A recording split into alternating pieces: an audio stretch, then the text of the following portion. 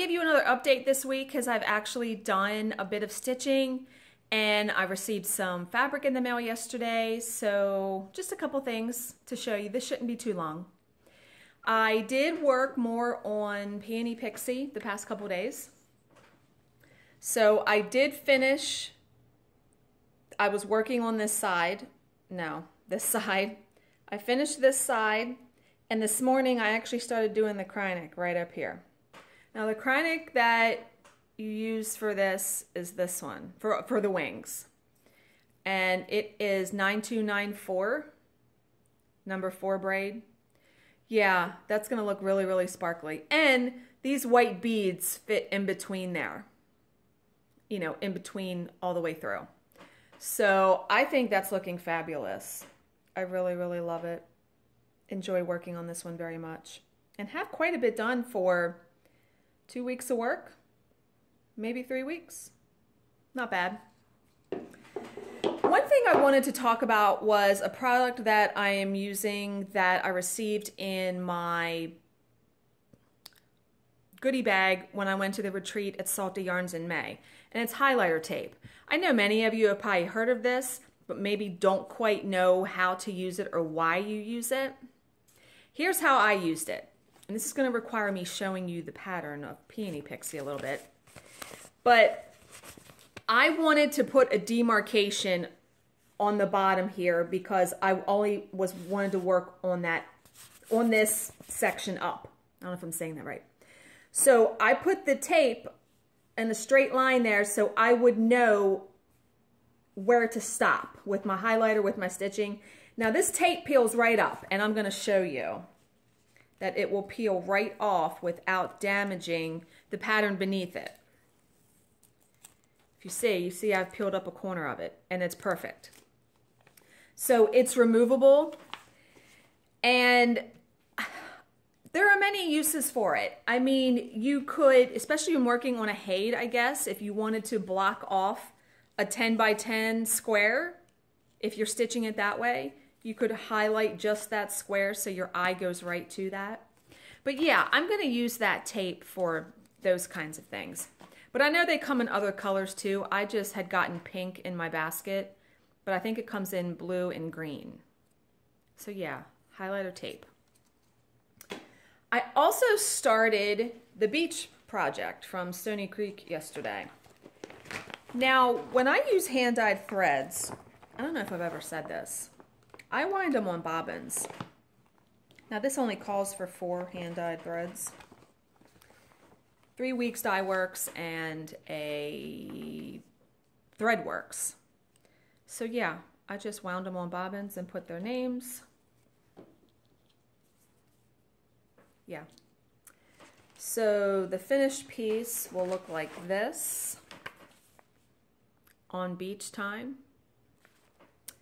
And here is my progress so far. I am stitching this on 28 count Lugana from Hand Dyed Fabrics by Stephanie in Melody. Yeah, so last night I did the word time, and then I started one of the pieces of the umbrella. I think it looks pretty good. Not too bad for, you know, one night. I wanted to get a head start before Saturday, before stitching it on Saturday. And what was so awesome was Julie from Nifty Needle Nannies watched my video yesterday where I talked about the seagull buttons. And she actually contacted me by private message this morning and said she has small seagull needle minders. I'd never thought about using a needle minder instead of a button. So she is going to send me 3 of those for free for me to try. So between the 2 buttons and the needle minders, I'm going to have my choice for birds. I think the needle minders may be the ticket though because they look really realistic and I really like those. So we'll see. But I've worked on that.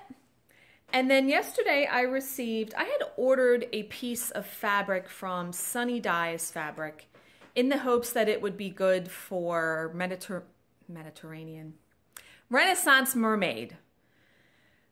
But it wasn't. The piece I ordered is called, it's in her watercolors line and it's called Glade. And I ordered 28 count Lugana. Now you're gonna laugh when I tell you what I did.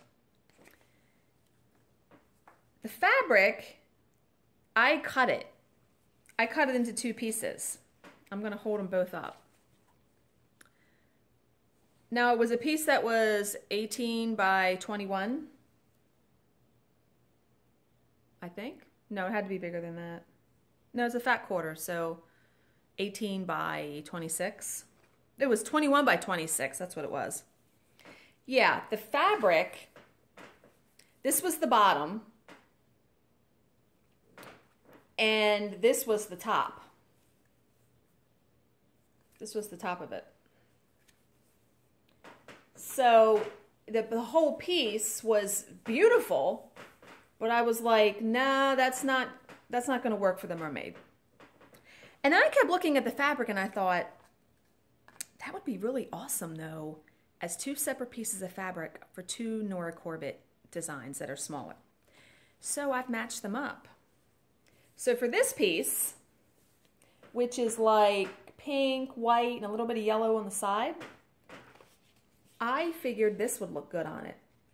The tulip one. Because the pinks in her dress are darker than the pink here, but that rust, those browns, and then the blue, I think that will look really good on that fabric. Do I have it the wrong way? Yes, I had it. Yeah, see, it's much more vibrant. Jesus. Much more vibrant on this side. But yeah, I think that will look really, really cool. So there was that.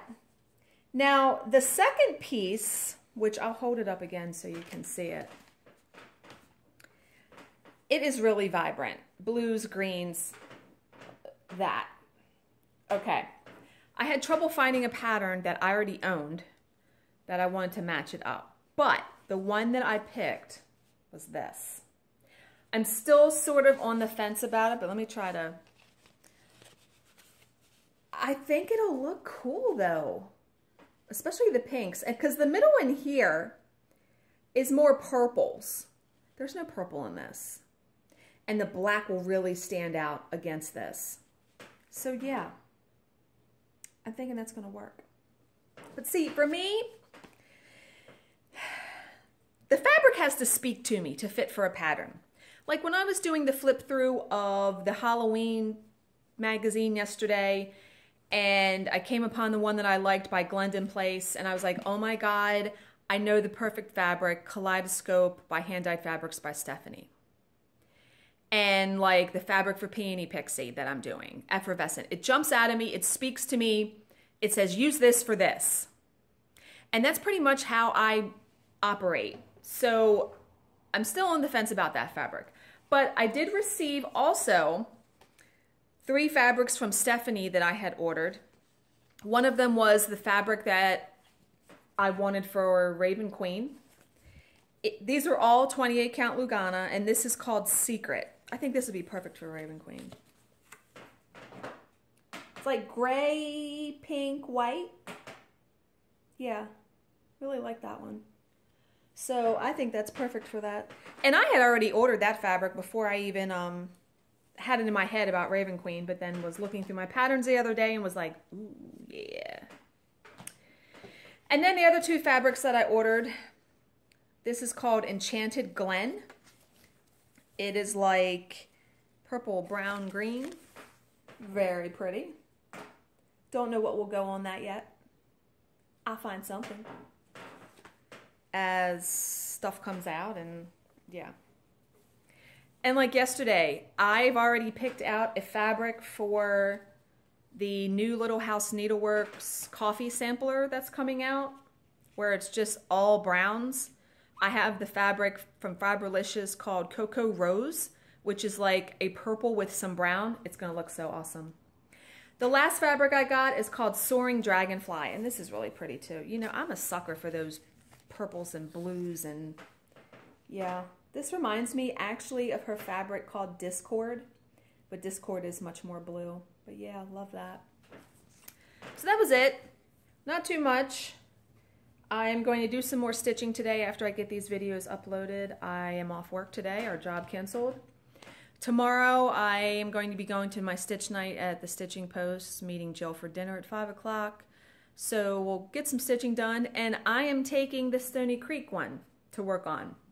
So I will definitely get some more progress there because we stitch from 6 to 10.